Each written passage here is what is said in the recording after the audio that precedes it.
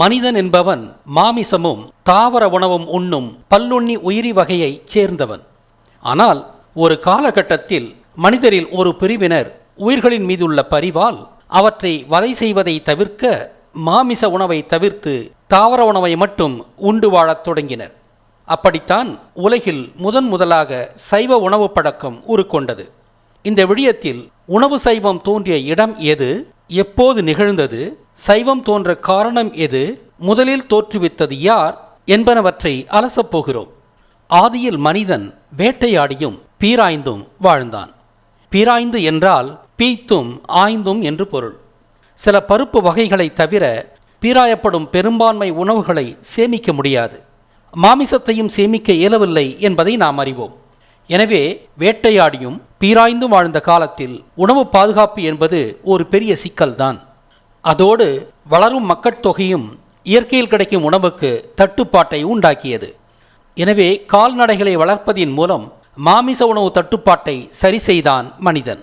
இது நீரூழிக்கு முன்பே வழமையில் இருந்தது என்பதற்கு பைபிளில் வரும் லாமக் கதை ஒரு சான்று.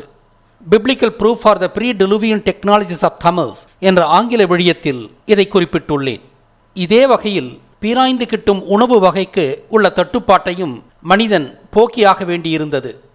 இதற்கு நீரூழி வரை காத்திருக்க வேண்டியிருந்தது. நீரூழியின் போது நீரில் மூழ்கும் குமரிக்கண்டத்திலிருந்து பெருவாரியான மக்களை காத்து தற்போதைய இலங்கையின் தென்பகுதியில் குடியேறினார் முருகன். முருகன் இலங்கைக்கு இடம்பெயர்ந்த காலகட்டத்தில் இலங்கையின் பூர்வீக மக்கள் பெரும்பாலும் இலங்கையின் மத்திய பகுதியில் உள்ள மலைகளிலேயே வாழ்ந்தனர்.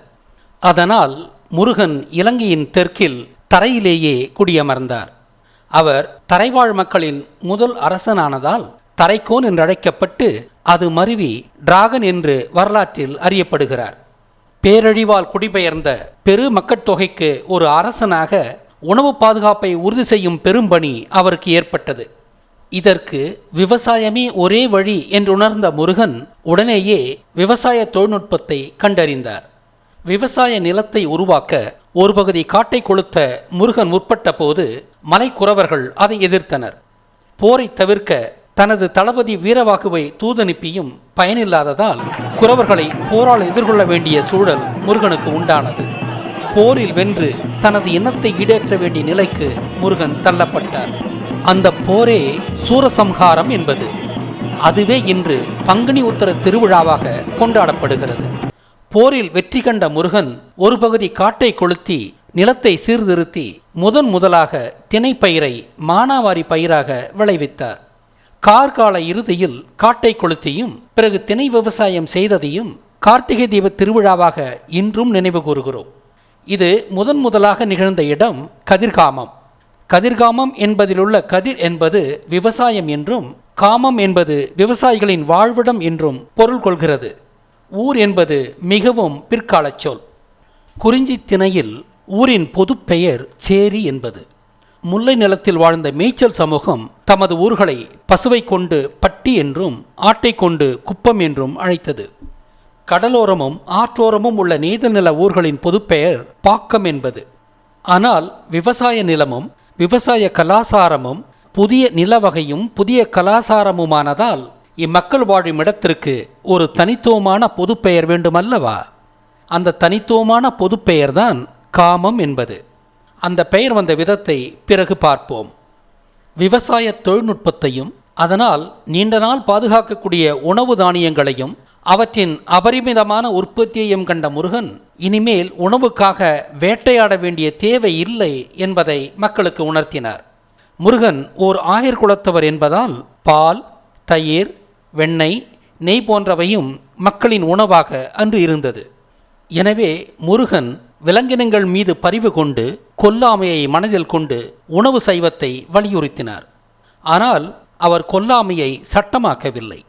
அதற்கு 2 காரணங்கள். 1, முருகனின் கடவுளான சிவன் அவர் வாழ்ந்த மழைக்காலத்தில் விவசாயம் இல்லாததால் வேட்டையாடி வாழ்ந்தவர்தான். 2, முருகன் காலத்திலும் கூட குறிஞ்சி நில மக்களும் நெய்தல் நில மக்களும் வேட்டையாடியே வாழ்ந்தனர். இதன் மூலம் அவர் ஏன் உணவு சைவத்தை சட்டமாக்கவில்லை என்பதை நாம் புரிந்து கொள்ள முடிகிறது. எனவே தனது விவசாய குடிகளிடம் முருகன் கொல்லாமையை அறிவுறுத்தி உணவு சைவத்தை மேற்கொள்ள கேட்டுக்கொண்டார். ஆதலினால் முருகன் கருணையின் வடிவானார். உயிர்களின் மீது அன்பு கொண்டு கொல்லாமையை வலியுறுத்தி முருகன் உருவாக்கிய புதிய வாழ்முறைக்கு பெயரிடப்பட வேண்டும். அந்த பெயர் இயல்பாகவே முருகனின் பெயர் தாங்கி இருக்குமல்லவா? சிவலிங்கத்தின் மாற்று குறு வடிவமான அருமுனை நட்சத்திரத்தை உருவாக்கிய முருகன் ஆறுமுகம் என்று அழைக்கப்பட்டார். 6 + அம், ஆரம், அறம். அம் என்பதற்கு அழகு, பண்பு என்று பெயர். முருகனின் அடிப்படை பண்பு என்பது உயிர்களின் மீது பரிவு காட்டுவதும் கொல்லாமையும் தான்.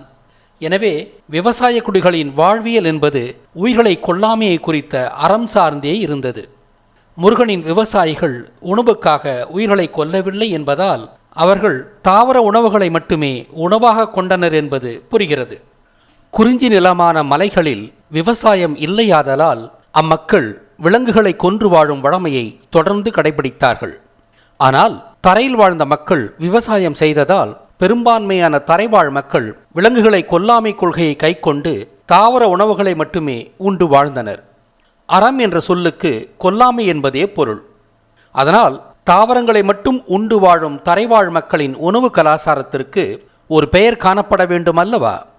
அது தரையின் பெயராலேயே இருக்கும் என்பதும் தெளிவு. வெகு + தரையன் + இயல். வெகு தரையன் இயல். வெகு தரையனிசம், வெஜிதரையனிசம், வெஜிடேரியனிசம், வெஜிடேரியனிசம். வெகு என்பதற்கு பெரும்பான்மை என்று பொருள். இயல் என்றால் இயற்றப்பட்ட கருத்தியல் என்று பொருள். இவ்வாறாக தாவரங்களை மட்டுமே உண்ணும் பெரும்பான்மை தரைவாழ் மக்களின் கலாசாரம் ஒரு காலத்தில் வெகு தரையனியல் என்று அழைக்கப்பட்டு அதுவே இன்று ஆங்கிலத்தில் வெஜிடேரியனிசம் என்று மருவியுள்ளது. எனவே உணவு சைவத்தை ஒரு கலாசாரமாக்கியவர் முருகனே. இதற்கு ஆதாரம் உள்ளதா? ஆம். ஆனால் அதை சற்று பிறகு பார்ப்போம். பரிவும் அகிம்சையும் தான் விவசாய தொழில்நுட்பத்தை கண்டறிந்த முருகனின் பெயரால் அழைக்கப்படும் அறம் என்பது.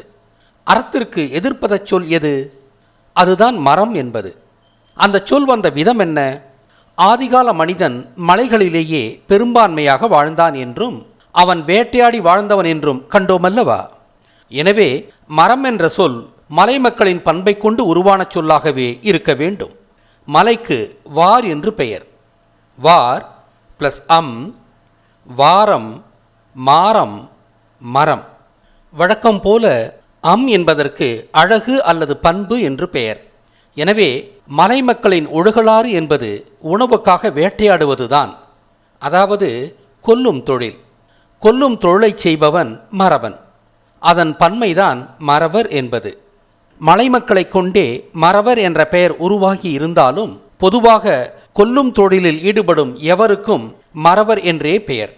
போர்களில் வீரர்கள் எதிரிகளை கொல்கிறார்கள் அல்லவா?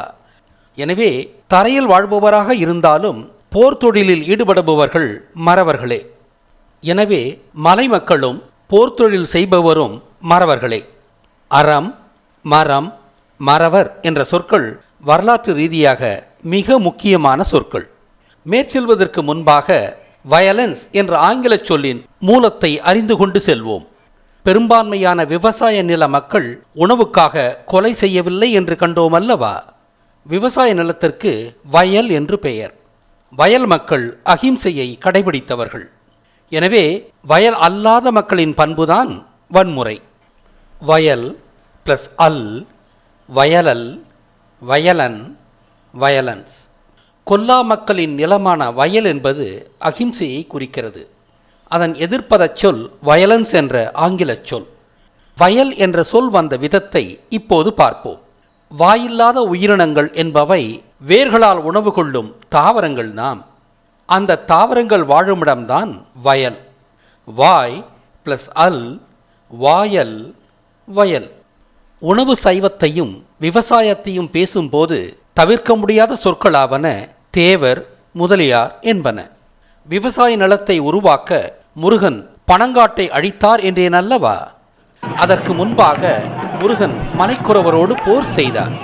எனவே முருகனுக்கு ஒரு போர்ப்படையும் இருந்தது. இந்த போர்ப்படைதான் போரில் வென்ற பிறகு முருகனோடு சேர்ந்து பனங்காட்டுக்கு தீ வைத்து கொளுத்தியது. தீ என்பது தேய்த்து வருவதால் தீ என்ற சொல் தேய் என்ற சொல்லிலிருந்தே வந்தது. தேய், தீ. எனவே காட்டு தீயுண்டாக்கியவனுக்கு தேய்வன், தேவன் என்ற பெயர் வந்தது. இப்படியாகத்தான் முருகனுக்கும் அவரது படை வீரருக்கும் தேவர் என்ற பெயர் வந்தது. முருகனின் படைத்தளபதிக்கு வீரவாகு தேவர் என்ற பெயர் வந்த விதம் புரிகிறதா? முருகன் நிர்வாண நிலையை அடைந்து கடவுளான பிறகு அனைத்து கடவுளருக்கும் தேவர் என்ற பெயர் முருகனை கொண்டு வந்தது. முன்பே கூறியதுபடி போர்த்தொழில் செய்தவர்கள் மறவர் என்பதால் தேவருக்கு மறவர் என்ற கூடுதல் பெயரும் உருவானது. எனவே தேவர்களான மறவர்கள் முருகன் கால படை வீரரின் வம்சாவளிகளாகத்தான் இருக்க வேண்டும். எனவே தேவர், மறவர் குலங்கள் தோன்றிய இடம் இலங்கைதான். முருகன் அன்பு மற்றும் பரிவின் வடிவாக இருந்தவர். அதனால் முருகனின் பெயரிலிருந்து உருக்கொண்ட அறம் என்ற சொல்லுக்கு அகிம்சை என்றே பொருள். ஆனால் தேவர் என்று அழைக்கப்பட்ட அவரின் போர் வீரர்கள் மறவர் என்றும் அழைக்கப்பட்டனர் என்று பார்த்தோம். அதனால் முருகன் அறம், மரம் என்ற இரண்டு எதிரெதிரான கொள்கைகளோடு தொடர்புடையவராக உள்ளார். இது ஒரு முரண் என்று நீங்கள் கருதலாம். ஆனால் அதுதான் இல்லை. முருகன் உயிர்களின் மீது பரிவு கொண்டவர்தான். ஆனால் தன் மீது திணிக்கப்பட்ட போரைக் கண்டு அவர் மிரளவில்லை. அது மட்டுமல்ல, தனது விவசாய குடிகளின் மீது தாக்குதல் தொடுத்த கொலை கொள்ளைக்காரர்களிடமிருந்து அவர்களை காக்கவும் செய்ததால் அவர் காக்கும் கடவுளாகவும் அழைக்கப்படுகிறார். அதனாலேயே யாமிருக்க பயமேன் என்ற சொற்றொடர் முருகனோடு தொடர்புபடுத்தப்படுகிறது. முருகனுக்கு தனது மக்களின் மீதிருந்த அன்பும் பரிவுமே அவரை எதிரிகளிடம் போரிட வைத்தது. இதைத்தான் திருக்குறள் மிகச் சிறப்பாக சொல்கிறது.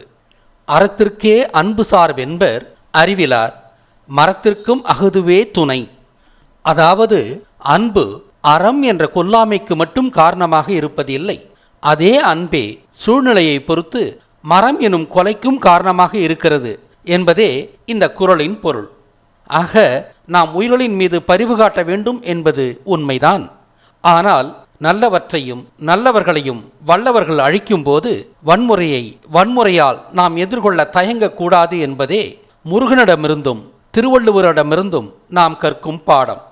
இந்த அடிப்படையான அறத்தை புத்தர்கள் கற்காததால் தான் அன்பையே இறையாக போதித்த புத்த சமயம் அது தோன்றிய இந்தியாவிலேயே உருத்தெரியாமல் அழிக்கப்பட்டது.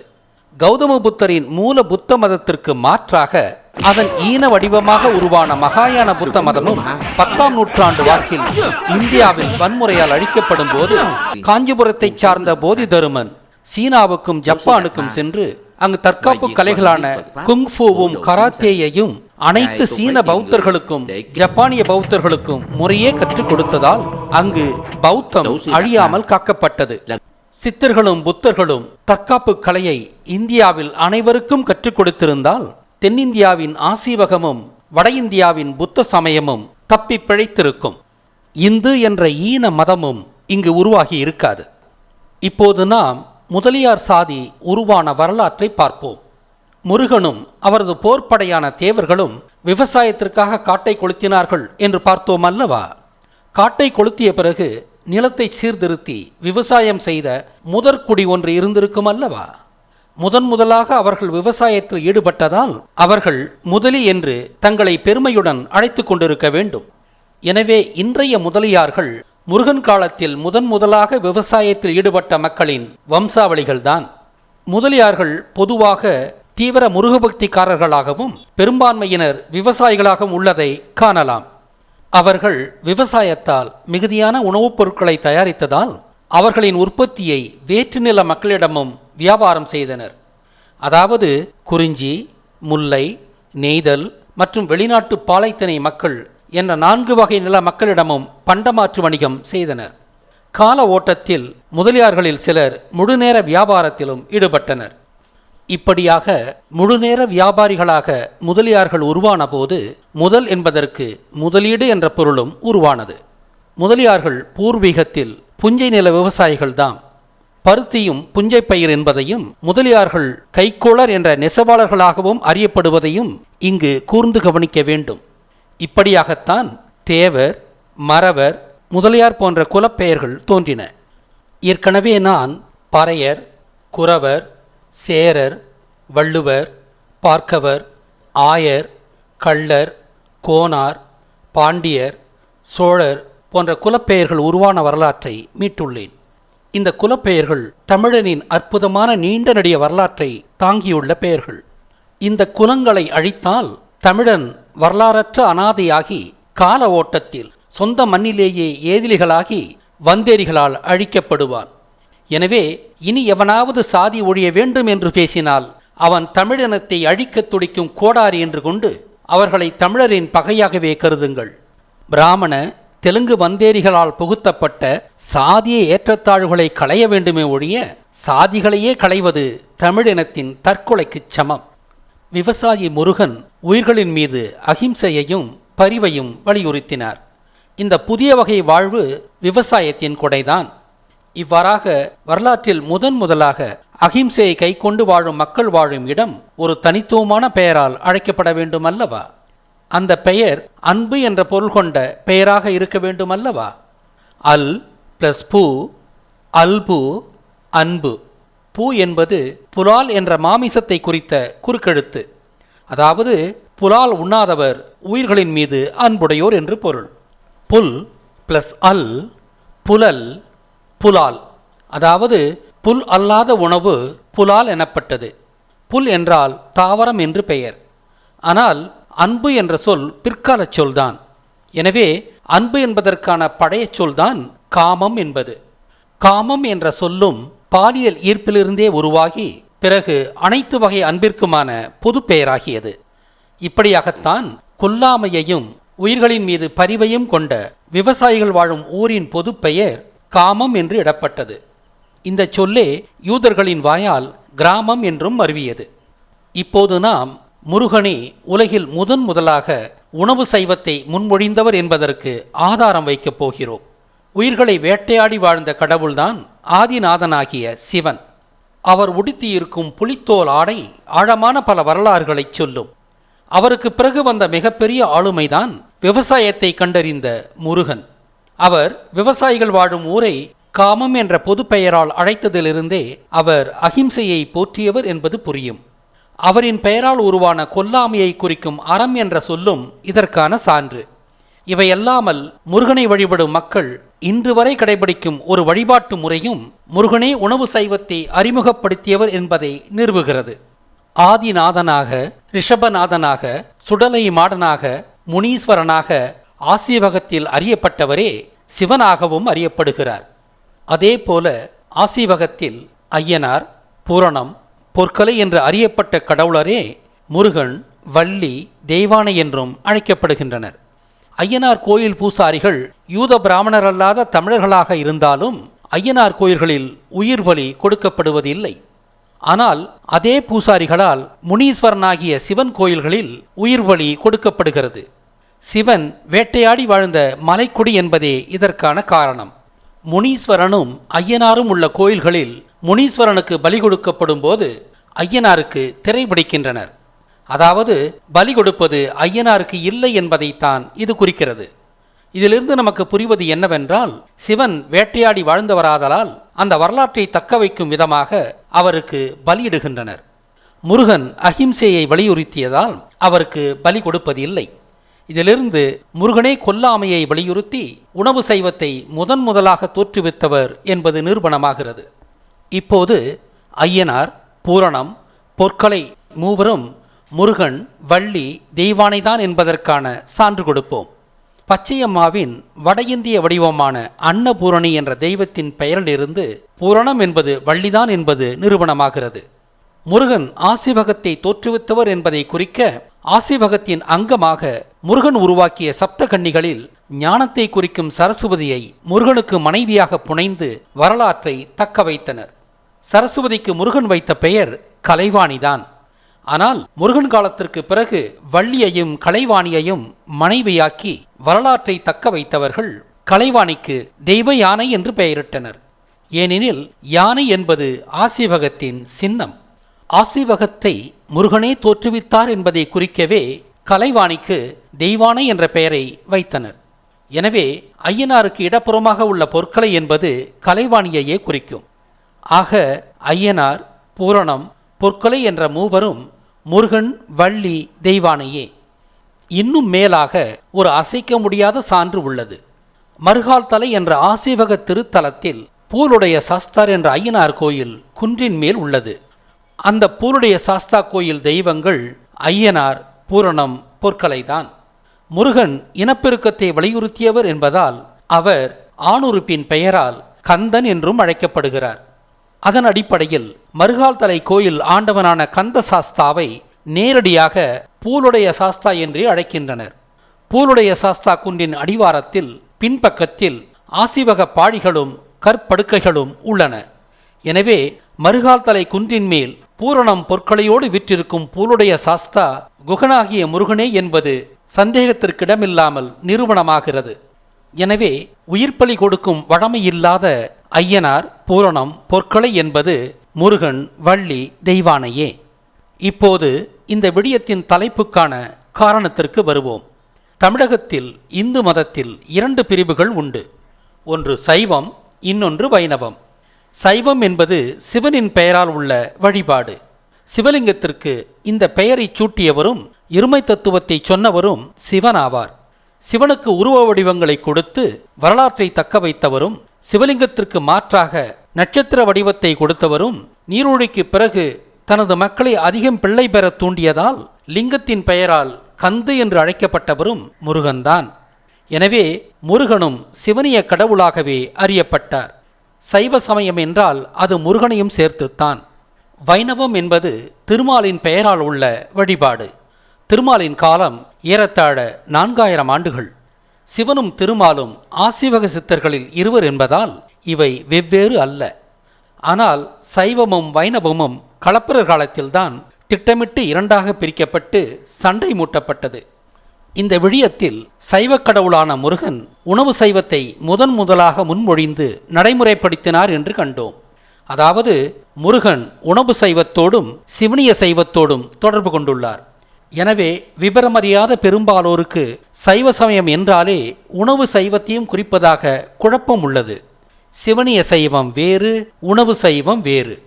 இருவேறு பொருள் கொண்ட இந்த ஒரே சொல் இருவேறு மூலங்களிலிருந்து உருவானது. சிவம் என்ற சொல்லே சைவம் என்றாகி சிவசமயத்தின் பெயராகியது. இந்த சொல் மறுவுதலுக்கு சான்றாக திருமாலின் வானாராய்ச்சியான விண்ணவம் வைணவம் என்றும் மருவியுள்ளதை காணலாம். 12வது ராசியான மிதுனம் மைத்துனம் என்ற சொல்லிலிருந்து வந்ததும் ஒரு கூடுதல் சான்று. சிவனிய சைவம் உருவானதை இதுவரை பார்த்தோம். அடுத்ததாக உணவு சைவம். தாவரங்கள் பூமியில் வேர்கொண்டு வாழ்பவை. அதனால் அவைகளால் இடம்பெயர்ந்து நகர்ந்து செல்ல முடியாது. ஆனால் கால்நடைகள், பறவைகள், மீன்கள் இடம்பெயர்ந்து பயணித்து வாழ்பவை. இவற்றுக்கு அசைவன என்று பெயர். அசைவனவற்றை அடித்து உண்ணும் உணவு முறைக்கு அசைவம் என்று பெயரிடப்பட்டது. ஒரு சொல்லுக்கு எதிர்பத சொல் வேண்டுமானால் அல் அல்லது ஆ என்ற முன்னொட்டை பயன்படுத்துவது இயல்பு. சான்றாக நீதி என்பதன் எதிர்ப்பதம் அநீதி. இந்த வகையில் அசைவம் என்ற சொல்லின் எதிர்ப்பதம் சைவமாகும். இப்படியாகத்தான் உணவு சைவத்திற்கு பெயர் வந்தது. எனவே சிவனிய சைவர்கள் எல்லோரும் உணவு சைவர்களாக இருக்க வேண்டியது இல்லை. இன்னும் சொல்லப்போனால் சிவன் வேட்டையாடி வாழ்ந்ததால் சிவனிய சைவர்களுக்கு அசைவம்தான் முதன்மை. சிவனிய சைவத்தைச் சேர்ந்த முருகனே உணவு சைவத்தையும் அறிமுகப்படுத்தியதால் சிவனிய சைவர்களில் ஒரு சாரார் உணவு சைவத்தையும் மேற்கொள்கின்றனர். அதே போல வைணவத்திலும் சைவ உணவுக்காரர்களும் உண்டு, அசைவ உணவுக்காரர்களும் உண்டு. ஆனால் திருமால் சைவ உணவையே மேற்கொண்டிருந்திருப்பார் என்பது எனது தனிப்பட்ட கருத்து.